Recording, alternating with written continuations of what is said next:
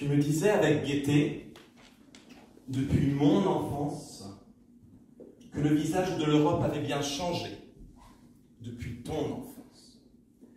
De mon grand-père, je tenais ces mots, qui depuis m'ont guidé comme un flambeau. Alors je suis parti pour Cologne, l'université allemande du sport, la Deutsche Sporthochschule, un univers qu'aujourd'hui encore j'explore. Ce soir, de la France et de l'Allemagne, nous célébrons l'amitié. Avec mes recherches, c'est celle du cœur et du cerveau qu'il me plaît d'étudier. Et de ces deux amitiés, la première de la seconde pourrait bien s'inspirer. C'est l'histoire qui chaque jour me fait vibrer, que j'entends ce soir vous. Pourquoi Cologne? Pourquoi l'Allemagne? Pourquoi pas la Pologne? Pourquoi pas l'Espagne? Pour que l'aventure réussisse, le destin doit un jour basculer. C'était le 9 juillet 2006, par un soir d'été étoilé. Stade olympique de Berlin, finale de la Coupe du Monde. Les Français et les Italiens se querellant toujours la Joconde. Zidane, tel un héros de l'Antiquité, choisit pour cible un torse bombé. Quelle méprise, quelle fatalité! Cette perte de maîtrise, comment s'en relever? Cette question, cette interrogation, je ne puis cesser de hanter ma vision. C'est devenu tout l'objet de ma quête, de toutes ces années passées, comprendre cette tête, ce qui l'avait poussée. Alors j'ai commencé à interroger qui du cœur ou du cerveau était à blâmer. Ni l'un ni l'autre, me répondait-il offensé, s'accusant l'un l'autre de n'avoir su raison garder, se rejetant la faute, s'effusquant et bourriffé, gardant la tête haute et la poitrine gonflée. C'est alors qu'un éclair de malice vint me torpiller. Et si les deux étaient complices, et si les deux étaient liés, une seule volonté, une seule vérité, s'il était à la fin insensé de vouloir ainsi les séparer.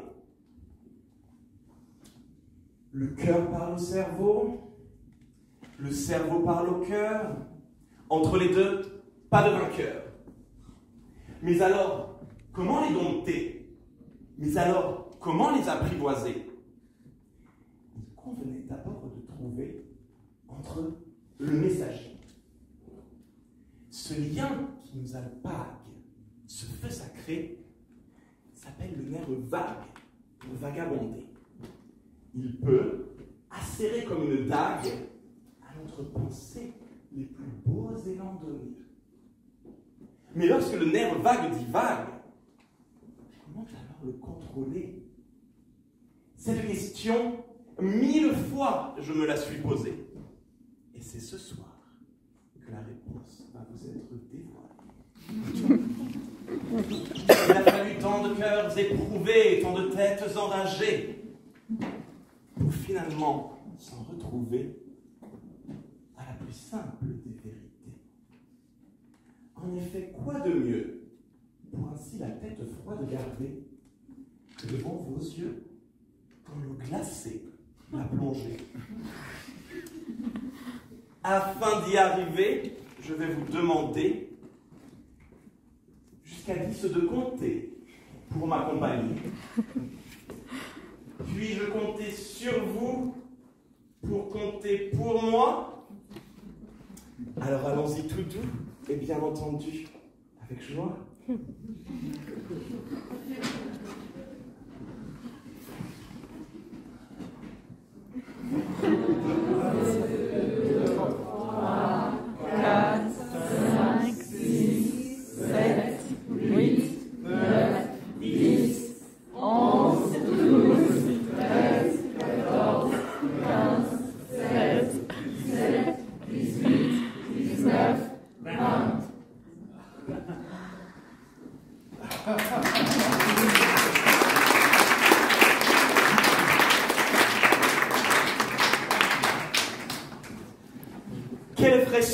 quelle gaieté!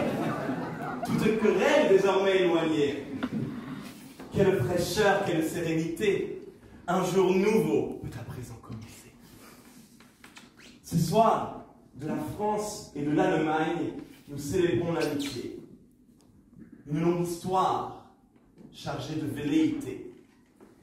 Alors, à Napoléon et autres guerriers du passé, d'Adenauer et de Gaulle l'ambition, nous réconcilier.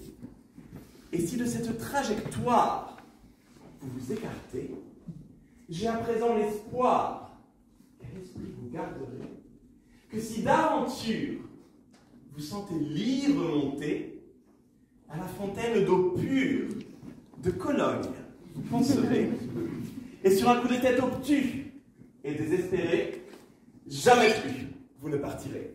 Merci.